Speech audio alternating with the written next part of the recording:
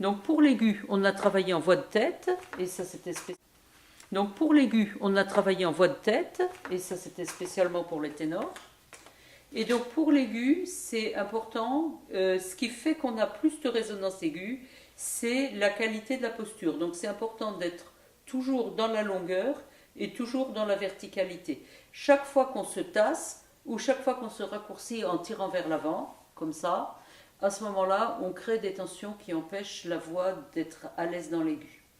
On vérifie la verticalité avec les sensations qu'on a dans le pied. Donc, les sensations du pied, ça va être avec les genoux libérés vers l'avant. Ici, je suis en train de montrer, je lâche mes genoux et je les mets en tension. Et je les lâche et je les mets en tension. Donc, il ne s'agit pas du tout de plier les genoux comme si on était dans la position du skieur. Là, c'est lâché, là, c'est en tension. Je vais le montrer de profil.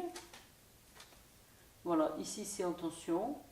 Et d'ailleurs, ça me jette un peu en arrière. Et ici, c'est lâché.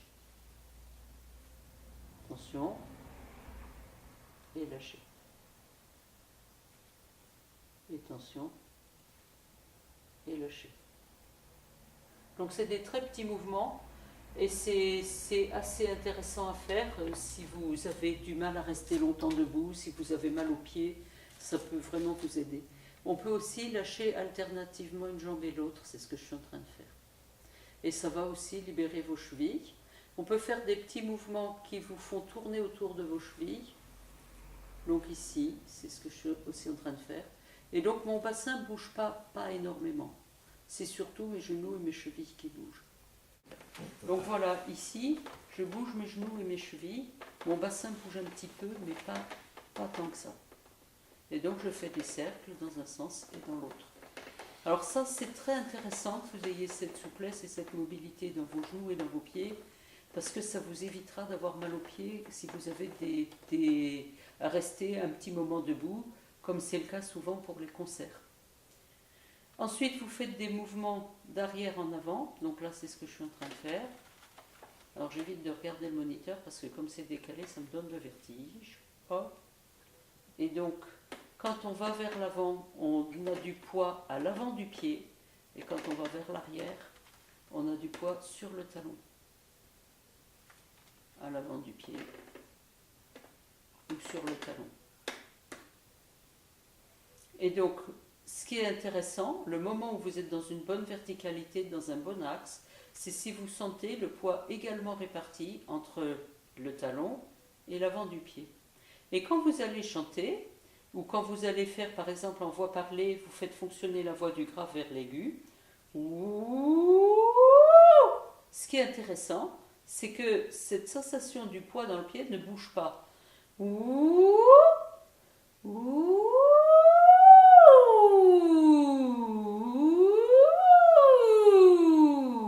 Et très souvent, le schéma vocal, ça induit que si je vais faire marcher ma voix vers l'aigu, le corps se tend en avant en montant, et si je vais dans le grave, il se tasse vers le bas. Et donc ici, ce qui va être intéressant dans ce type d'exercice avec les sirènes, c'est d'être très à l'écoute du fait que le corps va être vraiment dans son axe, quoi qu'il arrive.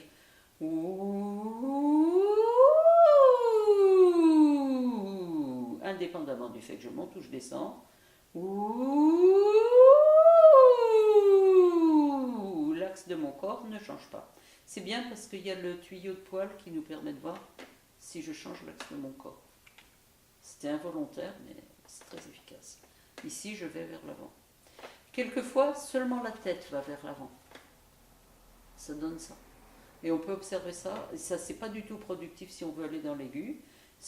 Alors, il ne faut pas non plus être raide au point d'être au garde à vous, mais ce qui est correct, c'est d'être bien dans l'axe. Alors, la voyelle qui est le plus facile pour aller dans l'aigu, c'est OU, et vous pouvez aller en voix de fausset. Si vous n'êtes pas très souple ou si l'aigu est difficile pour vous, c'est même recommandé de travailler en voix de fausset. OU.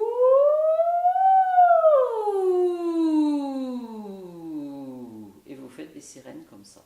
Ou bien vous faites des petits sons dans l'aigu en fausset.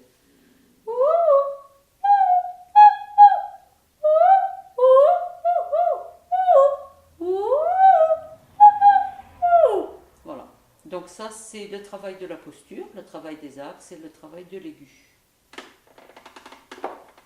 Seulement pour les ténors. Et donc pour l'aigu, c'est important, ce qui fait qu'on a plus de résonance aiguë, c'est la qualité de la posture. Donc c'est important d'être toujours dans la longueur et toujours dans la verticalité. Chaque fois qu'on se tasse ou chaque fois qu'on se raccourcit en tirant vers l'avant, comme ça, à ce moment-là, on crée des tensions qui empêchent la voix d'être à l'aise dans l'aigu.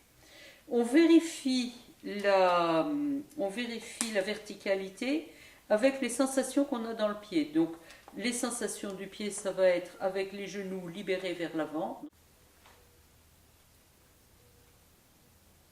Ici, je suis en train de montrer, je lâche mes genoux et je les mets en tension. Et je les lâche et je les mets en tension. Donc il ne s'agit pas du tout de plier les genoux comme si on était dans la position du skieur. Là c'est lâché, là c'est en tension. Je vais le montrer de profil. Voilà, ici c'est en tension. Et d'ailleurs ça me jette un peu en arrière. Et ici c'est lâché. Tension. Et lâché. Et tension. Et lâché. Donc c'est des très petits mouvements et c'est assez intéressant à faire si vous avez du mal à rester longtemps debout, si vous avez mal aux pieds, ça peut vraiment vous aider. On peut aussi lâcher alternativement une jambe et l'autre, c'est ce que je suis en train de faire. Et ça va aussi libérer vos chevilles. On peut faire des petits mouvements qui vous font tourner autour de vos chevilles. Donc ici, c'est ce que je suis aussi en train de faire. Et donc mon bassin ne bouge pas énormément. C'est surtout mes genoux et mes chevilles qui bougent. Donc voilà, ici, je bouge mes genoux et mes chevilles. Mon bassin bouge un petit peu, mais pas tant que ça. Et donc je fais des cercles dans un sens et dans l'autre. Alors ça, c'est très intéressant que vous ayez cette souplesse et cette mobilité dans vos genoux et dans vos pieds, parce que ça vous évitera d'avoir mal aux pieds si vous avez à rester un petit moment debout, comme c'est le cas souvent pour les concerts. Ensuite, vous faites des mouvements d'arrière en avant. Donc là, c'est ce que je suis en train de faire. Alors, j'évite de regarder le moniteur parce que comme c'est décalé, ça me donne le vertige. Hop. Et donc, quand on va vers l'avant, on a du poids à l'avant du pied. Et quand on va vers l'arrière, on a du poids sur le talon. À l'avant du pied ou sur le talon. Et donc, ce qui est intéressant, le moment où vous êtes dans une bonne verticalité, dans un bon axe, c'est si vous sentez le poids également réparti entre le talon et l'avant du pied. Et quand vous allez chanter, ou quand vous allez faire par exemple en voix parlée, vous faites fonctionner la voix du grave vers l'aigu, ce qui est intéressant, c'est que cette sensation du poids dans le pied ne bouge pas.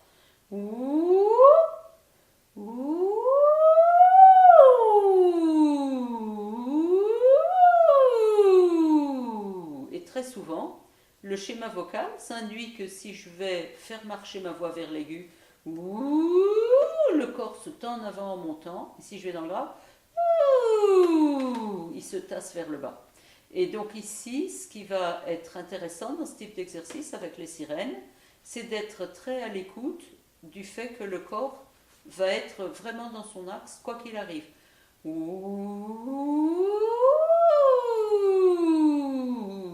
Indépendamment du fait que je monte ou je descends. L'axe de mon corps ne change pas. C'est bien parce qu'il y a le tuyau de poil qui nous permet de voir si je change l'axe de mon corps.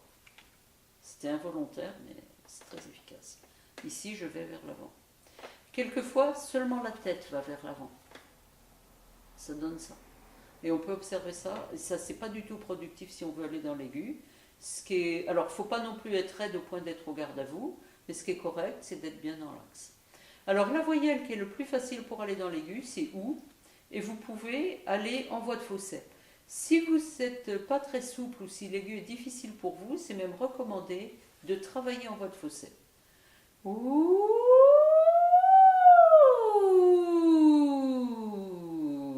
Et vous faites des sirènes comme ça. Ou bien vous faites des petits sons dans l'aigu en fausset.